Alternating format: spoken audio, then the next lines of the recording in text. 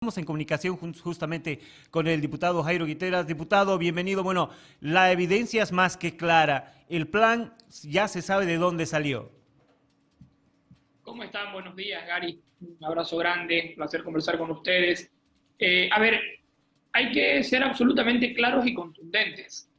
Lo que hace el ministro de Gobierno es, cuando menos, participar en calidad de cómplice, sino de coordinador y de autor intelectual de un delito.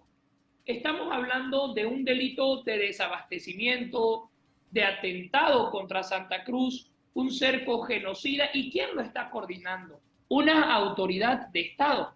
Y que supuestamente está a cargo y debería velar por la seguridad de todos los bolivianos. Imagínense, resulta que en la refinería hubo una toma que generó desabastecimiento en la población cruceña y además se generaron enfrentamientos, se generó violencia, hubieron un sinfín de irregularidades en esta toma y resulta que quien la había coordinado, quien había estado al mando y en su condición de autor intelectual, porque las cosas hay que decirlas por su nombre, el autor intelectual de la refinería es ese grupo de personas, o son ese grupo de personas que aparecen en el video. ¿Y quién aparece en el video? Aparecen dos personas claves.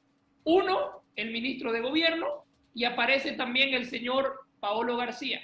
¿Quién es el señor Paolo García? Señor Paolo García es el operador principal que tiene el ministro de Gobierno en Santa Cruz. Es el encargado y tiene sus oficinas en DIPREMCOM, lo que antes era el CONALTIP. Entonces, aquí hay que ser claros. No nos olvidemos, y ¿por qué quiero hacer énfasis en esto? No nos olvidemos qué hizo la Fiscalía, bien, mal, irregular o no, con un caso de corrupción en la gobernación. Con un audio, bastó un solo audio, sin siquiera hacer una pericia técnica, ni mucho menos, para iniciar un proceso penal. ¿Correcto o no? Repito, eso es harina de otro costal. Me voy a la fundamentación y a lo que le sirvió a la Fiscalía para actuar de oficio. Un audio sin pericias técnicas. Aquí tenemos un video donde no necesita pericias, porque se lo ve al ministro de Gobierno, se lo está viendo, se escucha lo que están planificando. Entonces, lo que corresponde aquí son dos cosas.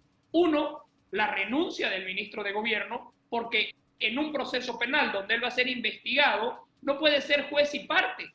La policía es la que va a llevar adelante la investigación y quien controla la policía es el ministro de Gobierno. Entonces, el ministro debe renunciar, ¿para qué? Para someterse a una investigación imparcial y sin ser favorecido por el cargo que hoy ostenta. Y la Fiscalía debe iniciar un proceso de oficio. Sabemos que no lo va a hacer, y como no lo va a hacer, nosotros vamos a hacer obviamente el apersonamiento y la denuncia penal que corresponde. Ahora, ¿cuánto agrava el hecho de que sea el ministro de Gobierno el que luego haya salido con un discurso confrontacional por lo que pasó en La Guardia? ¿Cuánto agrava esto la situación de este bloqueo a la refinería? Agrava muchísimo y de cierta manera genera tranquilidad saber que los bolivianos tenemos una protesta pacífica y que donde se genera violencia es porque el ministro la planifica. Eso nos da tranquilidad, que el pueblo boliviano vea quién está a cargo de la violencia en el país, que el pueblo boliviano vea quién se encarga de las tomas, quién se encarga del cerco criminal. Aquí el ministro pretende instalar un falso discurso de que las movilizaciones son violentas. No, señor ministro, el único que genera violencia es usted montando casos, persiguiendo. ¿Por qué quieren hacer esto? Para montar casos y perseguir, como al joven de La Guardia, por ejemplo. Liberaron a 8, quedó 1 detenido. ¿Para qué? Para tener responsables de los hechos de violencia que ellos mismos siembran. Y eso hay que decirlo con absoluta claridad. ¿Quién está sembrando violencia en el país? Es el ministro de Gobierno, que resultó ser igual o peor que Quintana.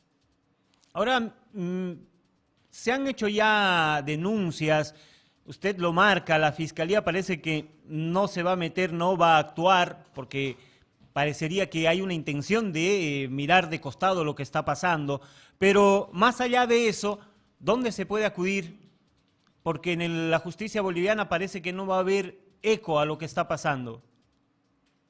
Aquí hay un tema que nos habilita las puertas o las acciones ante la justicia internacional, y es que se tratan de delitos de lesa humanidad, porque han atentado contra un pueblo, han atentado contra la salud de un pueblo. El desabastecimiento de combustible genera una serie de consecuencias que se transforman obviamente en delitos que atentan contra la seguridad, uno, del Estado, dos, contra la salud de los bolivianos, y tres, con el delito de genocidio. ¿Por qué? Porque se pretende asfixiar y de cierta manera exterminar al pueblo cruceño. Esa es la intención principal.